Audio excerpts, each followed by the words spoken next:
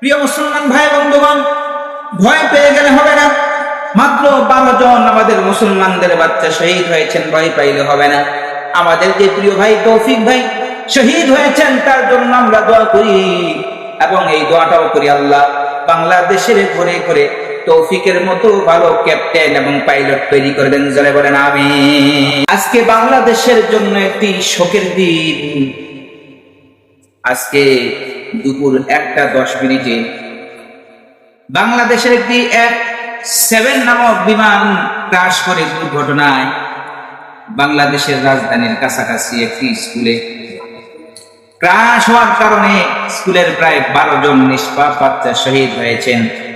আমরা এই বাচ্চাদের জন্য আল্লাহর দরবারে দোয়া করি, আল্লাহ রাব্বুল আলামিন যেন তাদের প্রত্যেকেই শাহাদাতের উঁচা মাকাম দান করেন। জোরে বলেন আমিন।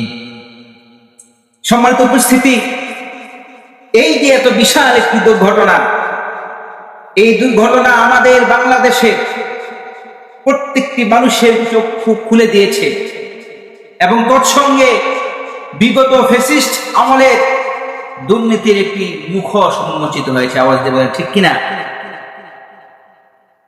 এই দুর্নীতির শেষ কোথায় হবে? আজকে নতুন বাংলাদেশের মাননীয় প্রধান উপদেষ্টা মহোদয়ের কাছে সারা বাংলার সমস্ত সচেতন নাগরিকের পক্ষ থেকে ব্যর্থ কণ্ঠে এই দাবি জানাচ্ছি যে অচিরে অবিলম্বে যেন তিনি বাংলাদেশের সমস্ত বাহিনীর জন্য অত্যাধুনিক অস্ত্রের মজুদের ব্যবস্থা করেন, অত্যাধুনিক অস্ত্র কেনার ব্যবস্থা করেন। আমরা দোয়া করছি, আমরা সহযোগিতা করব, বাংলাদেশের সমস্ত মানুষ সহযোগিতা করবে যে বাংলাদেশের বাহিনীর লোকেরা অত্যাধুনিক অস্ত্রে সুসজ্জিত হোক। আওয়াজ দিয়ে বলেন ঠিক কিনা? বাংলাদেশের সেনাবাহিনীর হাতে সবচেয়ে অত্যাধুনিক রাইফেল থাক, বাংলাদেশের বিমান বাহিনীর হাতে 5th জেনারেশনের বিমান থাক, বাংলাদেশের নৌবাহিনীর হাতে জেস্ট্রাল থাক। এটি কিন্তু বাংলাদেশের সমস্ত মানুষের, প্রত্যেকটা জনগণের চাহিদা। আমরা দৃঢ় কণ্ঠে দাবি জানাচ্ছি সরকারের কাছে, আপনারা এই বাহিনীগুলোর জন্য অর্থ বেশি বরাদ্দ দেন, কারণ আমরা দেখছি আমাদের পাশের দেশ আমাদের দিকে মুখ হা করে তাকিয়ে আছে, শুধু গিলে খাবে। তারা একবারও বোঝে না, একবারও চিন্তা করে না। মুসলমান অস্ত্রের শক্তি দিয়ে হয়তো সামনে আগায়নি, কিন্তু মুসলমান তাদের ভিতরে ইমানের শক্তি দিয়ে, কোরআনের শক্তি দিয়ে সামনে এগিয়েছে।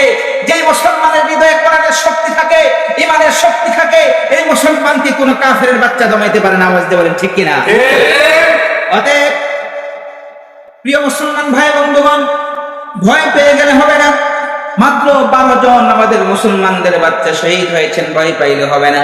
আমাদের যে প্রিয় ভাই তৌফিক ভাই শহীদ হয়েছেন, তার জন্য আমরা দোয়া করি এবং এই দোয়াটাও করি, আল্লাহ বাংলাদেশের ঘরে ঘরে তৌফিকের মতো ভালো ক্যাপ্টেন এবং পাইলট তৈরি করবেন। জোরে বলেন আমিন।